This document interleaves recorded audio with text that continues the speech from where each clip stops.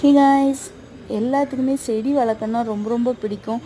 அதுலேயும் நான் இதுக்கு முன்னாடிலாம் நிறைய செடி வளர்த்துருக்கேன். நிறைய செடி மீன்ஸ் ரோஸ் செடி நிறைய வளர்த்துருக்கேன். ஆனால் அது ஊட்டி பெங்களூர் ரோஸ் அப்படின்னு சொல்லுவாங்க.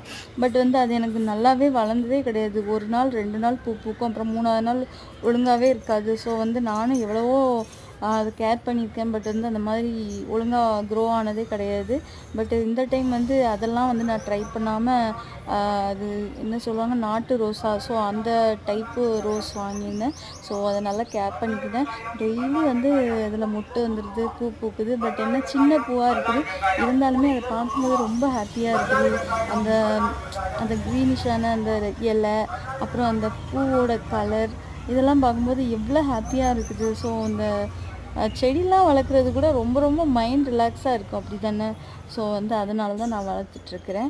தென் மணி பிளான்ட்டும் பக்கத்தில் வாங்கி வச்சுருக்கிறேன். அதுக்கு அப்படியே நல்லா வளர்ந்து கீழே வர ஆரம்பிச்சிட்டு, அதனால் நூல் கட்டி இப்போ தான் படர விட்டுருக்கேன். பக்கத்துலேயே மருதாணி எனக்கு ரொம்ப பிடிக்கும், அதனால் அதுவும் வளர்த்துட்ருக்கிறேன். எனக்கு பெரிய ஒரு கார்டனாக மெயின்டைன் பண்ணணும்னு ஆசை, பட் முடியலை. ஓகே, பார்க்கலாம் ஃப்யூச்சரில். ஓகேவா? ஸோ நீங்களும் இந்த மாதிரி செடி